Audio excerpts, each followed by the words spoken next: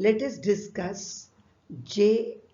S. Mill, 1806 to 1873. Let us discuss Mill's views on liberty. Introduction. John Stuart Mill was born in London in 1806. He was the son of James Mill, a thinker, writer, and a close friend and disciple of Jeremy Bentham.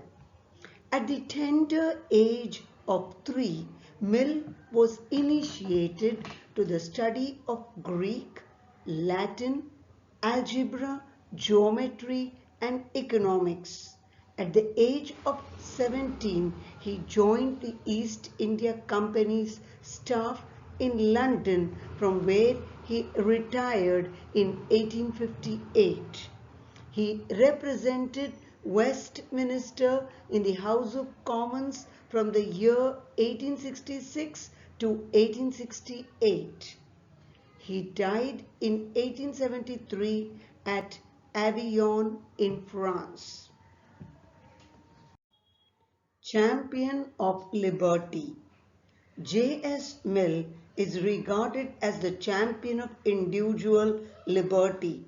In his essay on liberty, published in 1859, he put forward his views on liberty.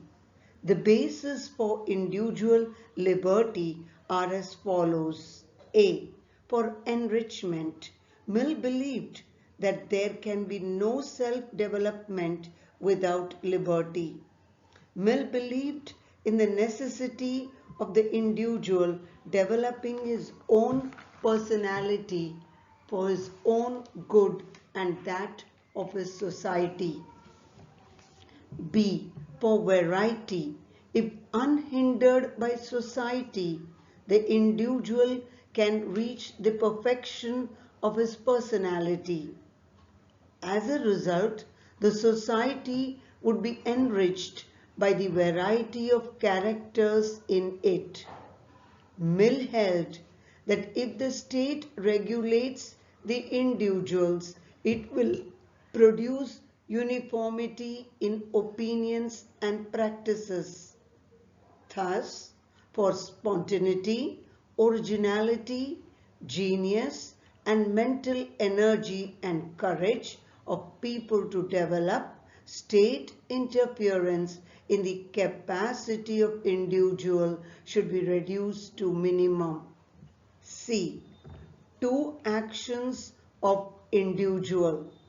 The actions of individual is divided into two categories. A. Self-regarding actions are those actions that have consequence only for the individual and nobody else.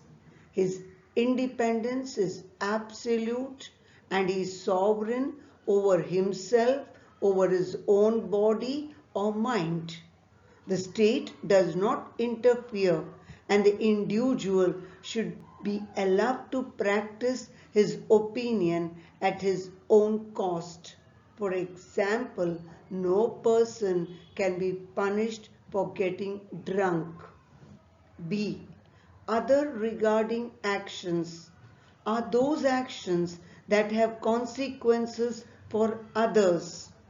If the action causes harm to anyone else, then the state has the right of interference.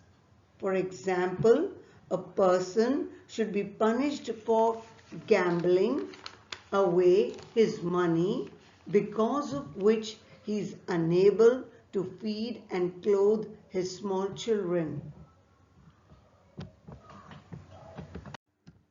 Justification for liberty.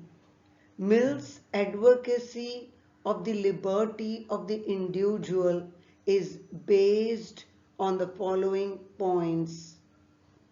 A. Tyranny of the majority led to uniformity in opinions and practice, which threatened individual liberty. B.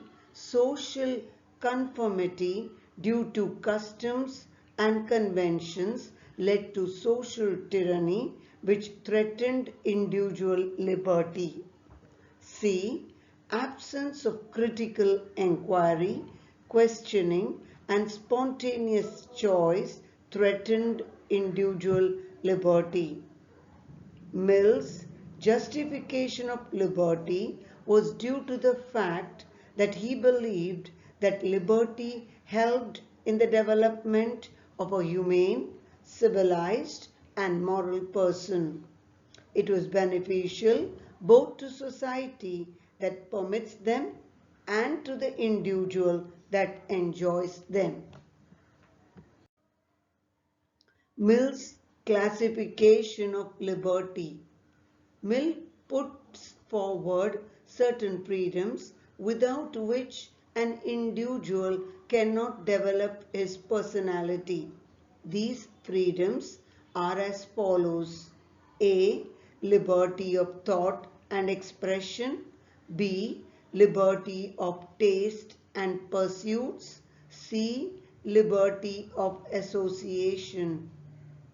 Mill's views on freedom of thought and expression was one of the most powerful expositions.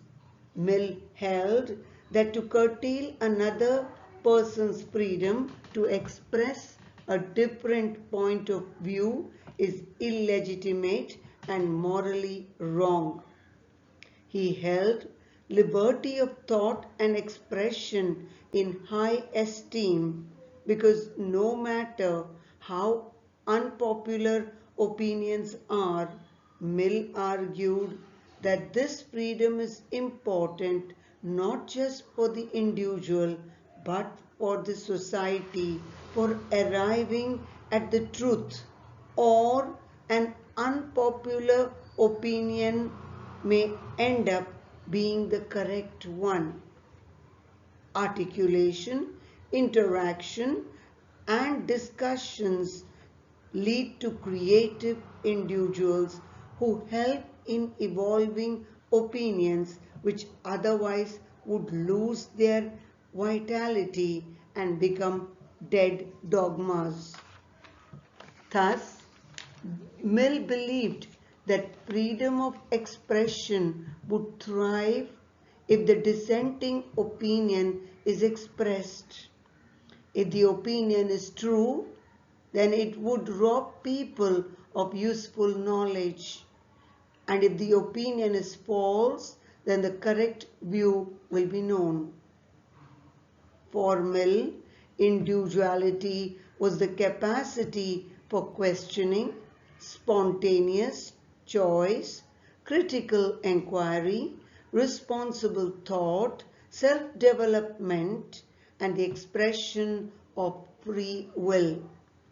Mill believed individual character as a result of civilization, instruction, education, and culture. Happiness for Mill was the ability of the individual to discover his inherent powers and develop them while exercising his liberty of thought and expression. Thus, happiness is achieved in a free society governed by the principle of liberty. All creative faculties and good life is possible through freedom and experiments in living.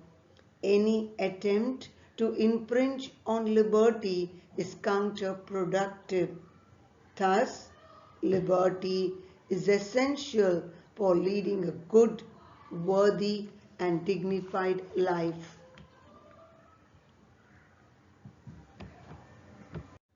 Categories excluded from liberty. The various categories of people excluded from liberty are as follows. First, Mill applied the principle of liberty to mature individuals or to higher and advanced civilization. Second, Mill excluded children, invalids, mentally handicapped people. Third, Mill excluded uneducated individuals. Fourth, Mill excluded barbarian societies. Fifth, Mill prescribed despotism and paternalism with no free choice for lower civilizations. Evaluation of Mill's views on liberty. Sabine comment that J.S. Mill's concept of liberty was written with great warmth and favor, which pleased his essay on liberty, besides Milton's Areopagitica as one of the classical defenses of freedom in English language. On the other hand, he has been criticized as the prophet of empty liberty and an abstract individual. So let us evaluate Mill's views on liberty. First point, individual not sovereign over his body and mind. Mill assumes that individual is sovereign over his body and mind. That is, state or society cannot impose any restraint on the individual because to Mill, restraint is an evil. But an individual is an integral part of society, so he cannot have sovereign rights over his body. For example, if a drunk man walking on the road may be hit by vehicles, and so it is necessary to prevent him from walking on the road. Therefore, the view that individual is sovereign over his body and mind cannot be defended. Second, complete freedom harmful. Mill's concept of unbridled liberty may cause harm not only to oneself but also to society. This type of freedom is unacceptable. Third, division of actions of individual not possible. The division of human actions into self-regarding actions and other regarding actions of Mill is not possible because the actions of one individual affect others directly or indirectly. Fourth, variety of characters not possible. Mill held that if individuals are allowed to act without any interference of the state, it will result in the creation of variety of characters which enrich human society. But according to critics, state regulation would make it possible to have disciplined and educated individuals who would enrich human society. Fifth, Mill's liberty leads to exploitation. Mill is a supporter of laissez-faire, which leads to exploitation of labor by the capitalist, with the concept of welfare state gaining momentum. States enacted laws for eradicating exploitation of workers by the capitalist.